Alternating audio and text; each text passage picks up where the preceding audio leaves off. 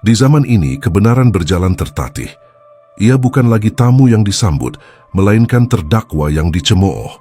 Kebaikan telah kehilangan panggungnya, digeser oleh sandiwara dosa yang kini dipuja bak pahlawan, yang lurus dicibir, yang bengkok dirayakan. Dunia seperti panggung terbalik, di mana para penjaga nurani duduk di kursi pesakitan dan para pendusta berdansa di atas mimbar kehormatan. Namun dunia tak sepenuhnya gelap. Di balik bayang-bayang tipu daya dan suara gaduh yang memuliakan keburukan, masih ada yang diam-diam menyimpan bara. Mereka adalah para terpilih, bukan karena suara lantang atau gelar duniawi, tapi karena hatinya yang tak mau padam oleh arus zaman. Kini, saat dosa dimuliakan dan kebaikan dipasung, inilah saatnya mereka bangkit. Bukan untuk mencela, tapi untuk menyala. Bukan untuk menantang dunia, tapi untuk mengingatkannya akan cahaya. 1. Ketika suara hati dimatikan oleh sorak-sorai dunia, di masa ketika suara hati menjadi lirih, dunia justru ramai oleh pekik kebohongan yang dipoles rapi. Hati nurani yang sejatinya adalah kompas moral, kini dianggap usang, tak relevan bagi zaman yang memuja kemajuan tanpa arah.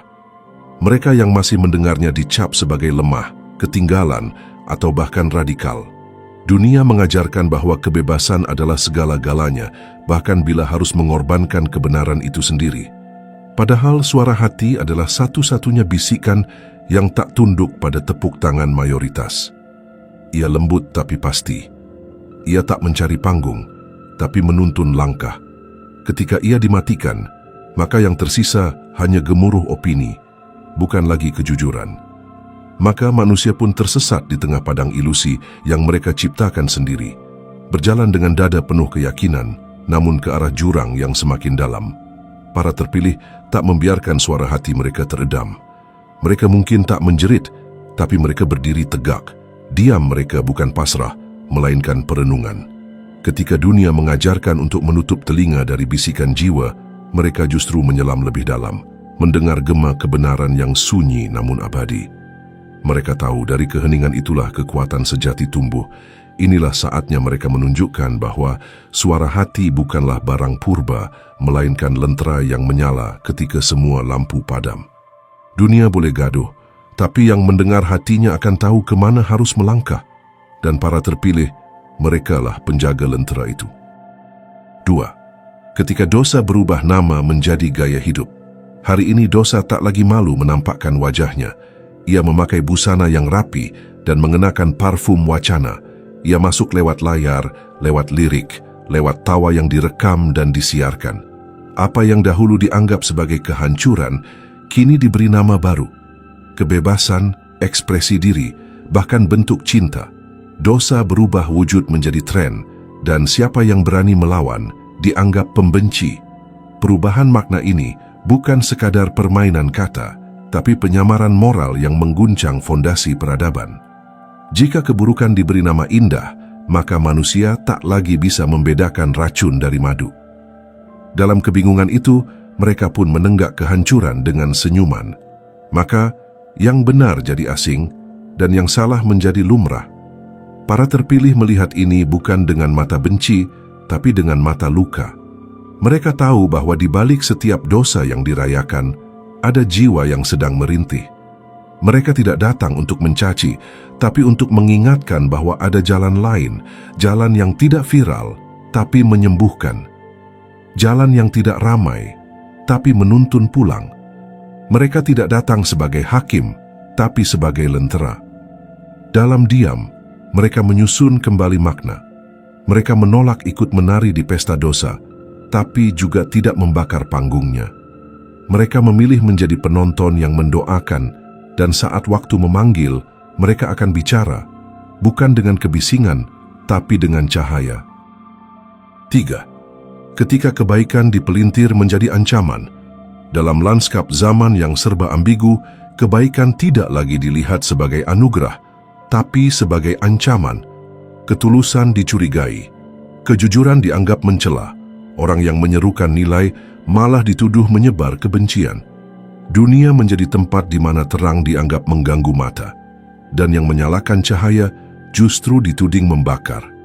Ini bukan sekadar kekeliruan penilaian, melainkan gejala batin yang terluka. Ketika luka terlalu lama dipendam, maka cahaya akan terasa menyakitkan. Itulah mengapa dunia yang lama hidup dalam gelap seringkali menolak terang. Sebab terang memaksa mata terbuka, dan membuka mata berarti mengakui bahwa selama ini kita tertidur dalam kepalsuan. Para terpilih tak gentar ketika kebaikan mereka disalahpahami. Mereka tahu bahwa tugas cahaya bukan untuk disukai, tapi untuk menerangi. Mereka paham bahwa jalan benar seringkali sepi dan yang berjalan di atasnya akan dituduh gila. Namun mereka memilih tetap berjalan, bukan karena ingin dianggap mulia, tapi karena mereka tak bisa berpaling dari suara yang memanggil dari dalam. Bagi mereka, dipelintir bukanlah kehancuran, itu adalah ujian. Ujian untuk membedakan siapa yang tetap setia pada hakikat kebaikan dan siapa yang menjualnya demi kenyamanan sosial. Dan di antara jerat opini dan belenggu stigma, para terpilih bangkit, bukan untuk membela diri tapi untuk membela cahaya yang tak pernah padam dalam jiwanya. 4. Ketika simbol kesalehan diperalat demi pengaruh, zaman ini telah melahirkan banyak peniru kesucian. Simbol-simbol spiritual menjamur, bukan sebagai pengingat transendensi, tapi sebagai alat untuk menaklukkan hati manusia yang lelah. Kesalehan menjadi alat dagang, bukan lagi jalan pulang. Yang berjubah tak selalu tunduk, yang menyebut nama Tuhan tak selalu takut akannya. Di balik tutur manis, tersembunyi ambisi duniawi yang haus sorak dan panggung. Di titik ini, kebingungan menjadi makin dalam. Banyak yang mencari kebenaran namun terjebak pada topeng. Mereka mendekat pada simbol, tapi tak bertemu makna. Mereka percaya pada suara lantang, tapi tak mendengar getaran jiwa. Dan tanpa sadar, mereka menyembah figur, mengabdi pada kesan bukan hakikat. Para terpilih tidak mengandalkan simbol. Mereka bukan pencitra kesalehan, tapi penjaga kedalaman.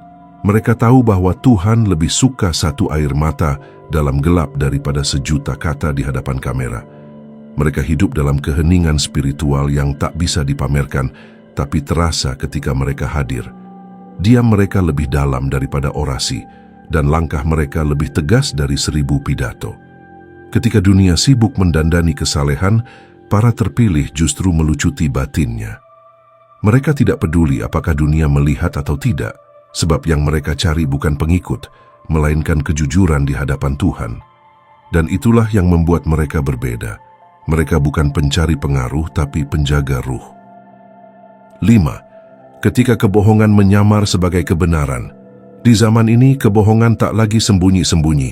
Ia tak lagi bersembunyi di sudut gelap atau menunggu waktu yang tepat untuk menyusup.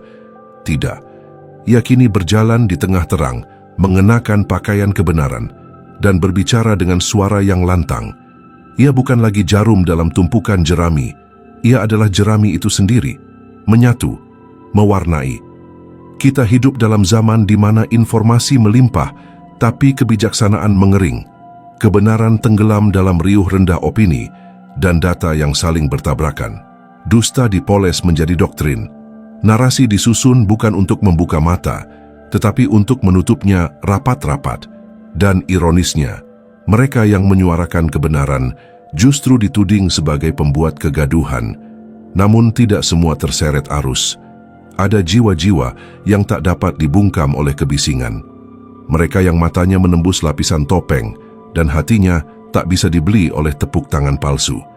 Mereka tahu bahwa kebenaran bukanlah soal popularitas, melainkan soal keberanian untuk tetap jujur, bahkan saat suara sendiri adalah satu-satunya gema.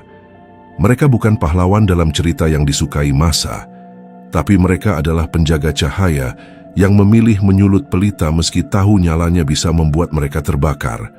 Mereka tak tunduk pada kenyamanan, tapi memilih berdiri di sisi yang sunyi, menyampaikan kebenaran, bukan karena itu mudah, tapi karena itu benar. 6. Ketika kebahagiaan menjadi komoditas. Hari ini kebahagiaan telah dikemas, diberi label, dan dijual di rak-rak kehidupan. Ia bukan lagi hasil dari kedamaian batin, tapi target penjualan yang dipromosikan melalui layar-layar bercahaya. Kita diajari bahwa bahagia berarti memiliki lebih banyak barang, lebih banyak pengikut, lebih banyak pengakuan. Dan kita pun berlari. mengejar ilusi yang terus menjauh, meninggalkan diri kita sendiri demi gambaran diri yang diatur algoritma.